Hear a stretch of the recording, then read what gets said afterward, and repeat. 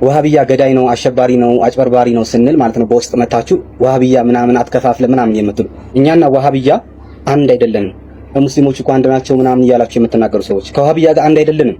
እኛ የምንገዛው አላህን ነው፣ ያለ ቦታ ያለ አቅጣጫ ያለውን አላህን ነው የምንገዛው። የፈለገ ብትስል እንኳን ስለህ የማትደርሰውን አላህን ነው የምንገዛው። ወሃቢያ ግን የሚገዛው ገጣጥመህ እንኳን አሸንጉሊት የማይሆንን አካል ነው የሚገዛው። ብትገጣጥመው እንኳን ደና አሸንጉሊት የማይወጣውን አካል ነው የሚገዛው ወሃቢያ። ገብቷል? ወሃቢያ አራጅ ነው፣ ገዳይ ነው፣ አው አጭበርባሪ ሌባ ነው፣ አው ምንም የምታመጡት ነገር የለም። ገብቷል?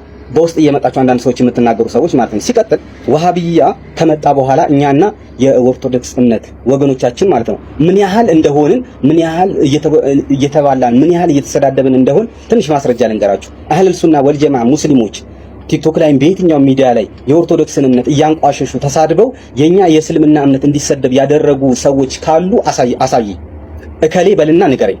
ወሃቢያ ግን በሄደበት የኦርቶዶክስነትን ይሰድባል፣ ያንን ይሰድባል።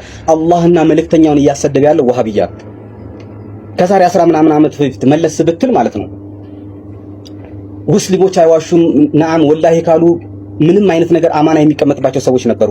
ወሃቢያ ከመጣስ ይኸውልህ ወላሂ ተብሎ ጺም አሳድጎ የሚሸጠው ወላሂ እያለ እያጭበረበረ ያለው በየትኛውም ቦታ ብትሄድ ወሃቢያ ነው። የሚገልህም ወሃቢያ ነው። ዛሬም ነገም ለሀገራችን ጠንቅ ሁላችንንም ሊገለን መጀመሪያ አህሉ ሱና ወልጀማ እኛን ይገለናል። እኛን ከጨረሰ በኋላ አገሪቷን በሙሉ እየበጠበጠ እየገደለ ይኖራል። ወሃቢያ ገዳይ ነው ዛሬም ነገም ማለት ነው። በማስረጃ ሁሉንም ነገር ከፈለጋችሁ በፈለጋችሁት ነገር ጠይቁን እንነግራችኋለን። መልካም እንደሰማችሁት ነው እንግዲህ የዋሃቢያና አህባሾች አላህ የተለያየ ነው።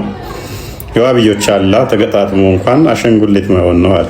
ባለፈው ሌላኛው ኡስታዝ ደግሞ የዋሃቢያዎችን አላህ ገባ እንኳን ብናወጣው የሚገዛን የለም በጣም ባሪያ ነው ብለን ልንሽጠው እዘነው ብንወጣ እንኳን የዋሃቢዮችን አላህ በጣም አስቀያሚ ከመሆኑ የተነሳ ሁለት ቀኝ እጅ ያለው ባት ብቻ አንድ ያለው ብቻ የሆነ እንገጣጥመው ብንል እንኳን ቅርጹ ለባሪያ እንኳን ከባሪያ እንኳን አወዳድረን እንሽጥ ብንል የሚገዛን የለም እንኳን ልናመልከው ብሏል።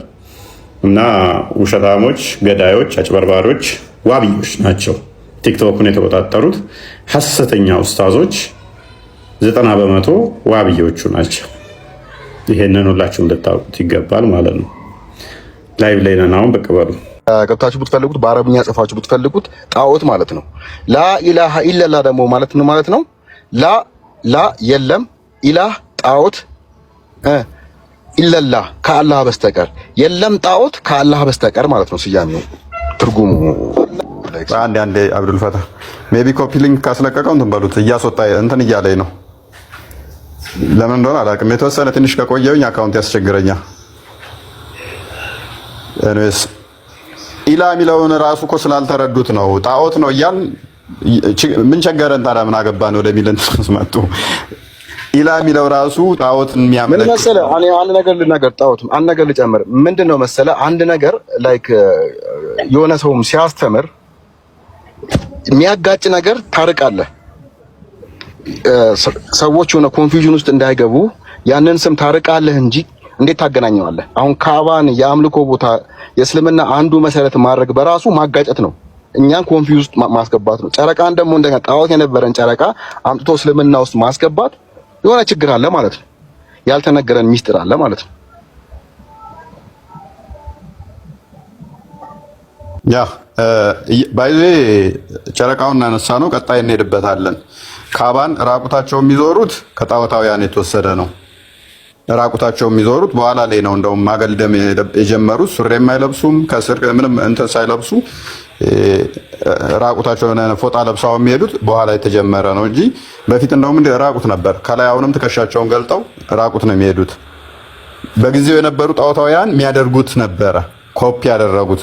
7 ጊዜ ነበር የሚዞሩት ጣዖታውያኖች። 7 ጊዜ ዞር ጀመረ መሐመድም። ጣዖታውያኖቹ ድንጋይ ይወረውሩበት ነበር፣ እነሱም ድንጋይ መወርወር ጀመሩ።